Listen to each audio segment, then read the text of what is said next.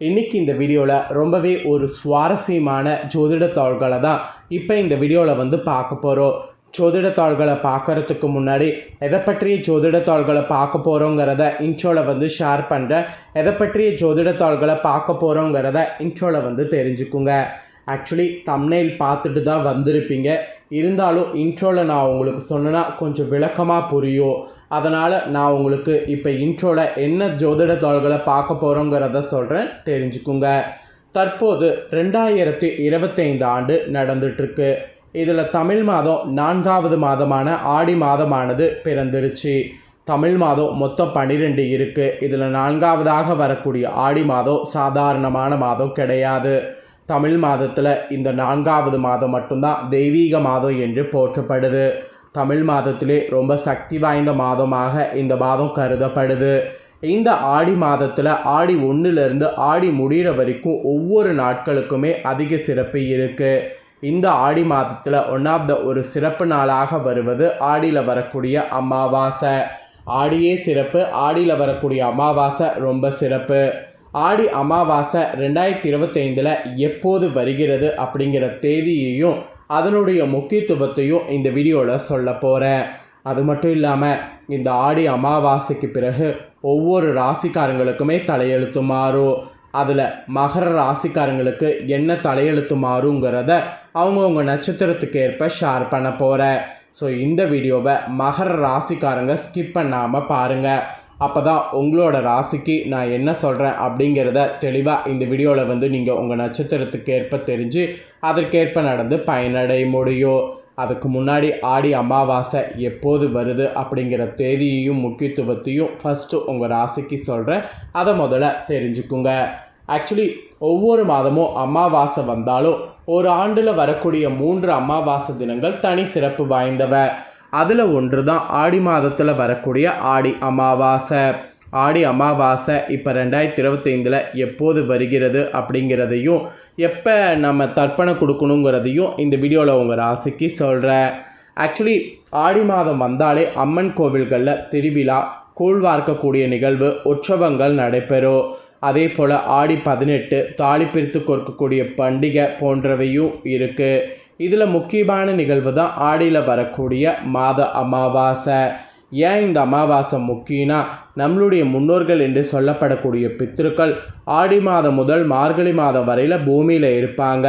இதனால் அவங்க நம்ம கூட இருக்கக்கூடிய ஆடி மாதம் வரக்கூடிய அமாவாசையில் பித்ரு காரியங்கள் முறையாக செய்ய வேண்டும் என்று அறிவுறுத்தப்படுது. ஆக்சுவலி எல்லா மாதங்கள்லையுமே அமாவாசை வரும்.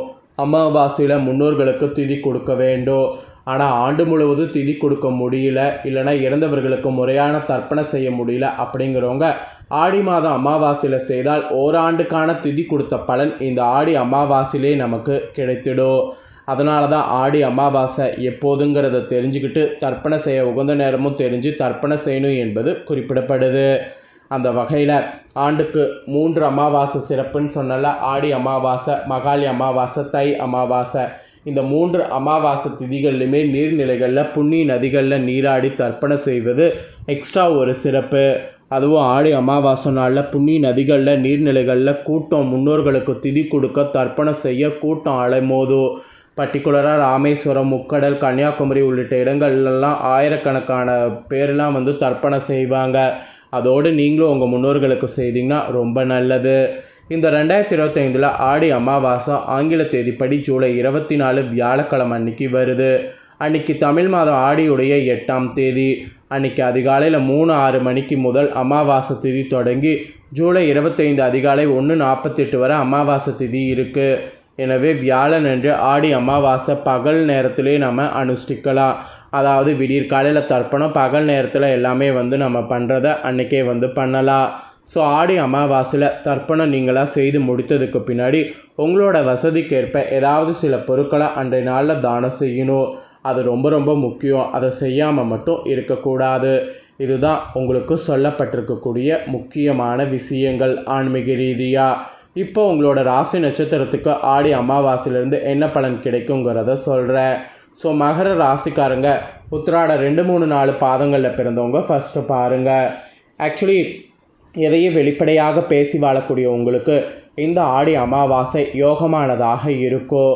தனஸ்தானத்தில் பாதசனியாக சஞ்சரித்த உங்கள் ராசிநாதன் வக்ரம் அடைந்திருப்பதால் குடும்பத்தில் இருந்த சங்கடங்கள் விலகும், பணவரவு அதிகரிக்கும், கொடுத்த வாக்கை காப்பாற்றக்கூடிய நிலை உண்டாகும்.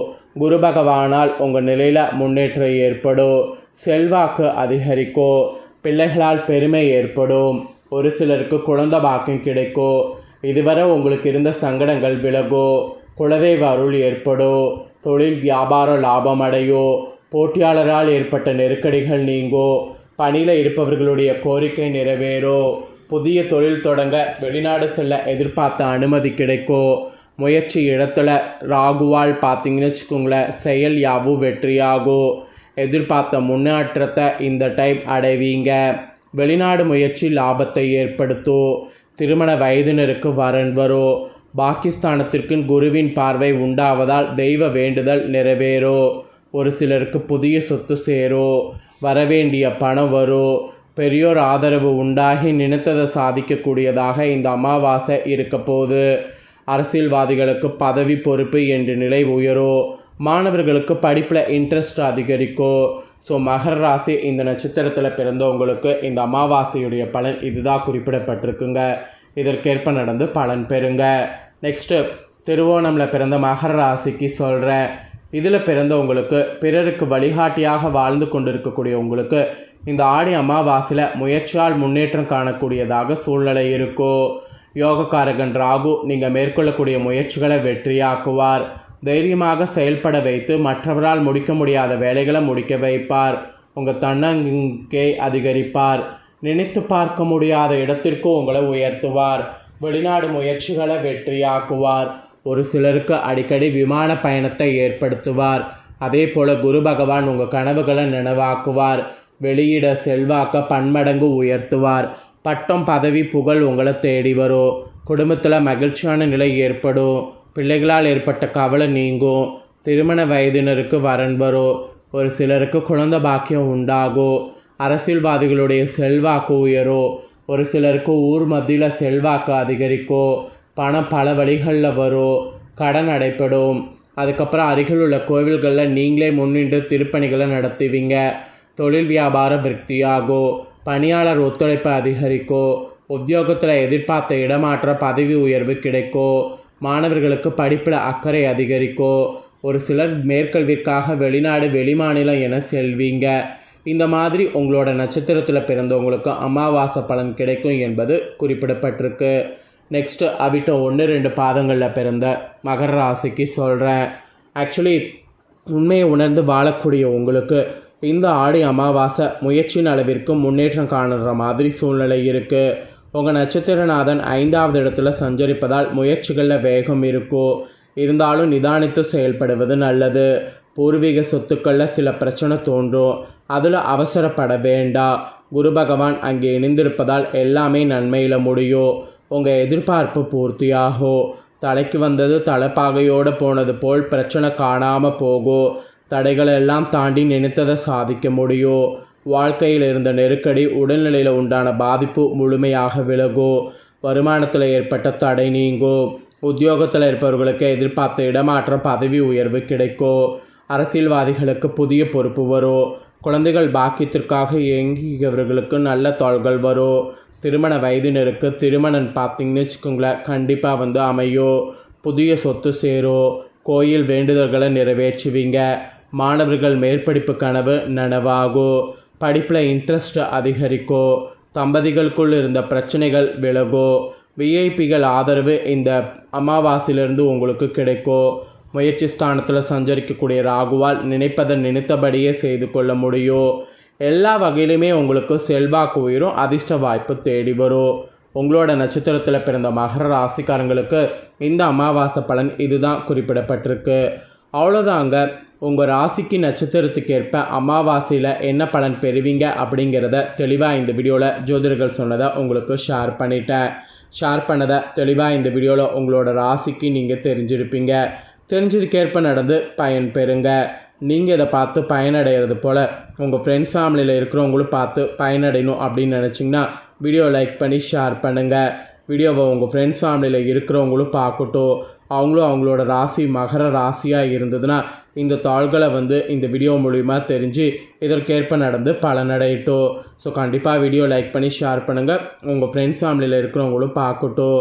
நெக்ஸ்ட்டு நம்ம சேனலில் நிறைய புதிய அப்டேட்டான வீடியோ போடப்படும்.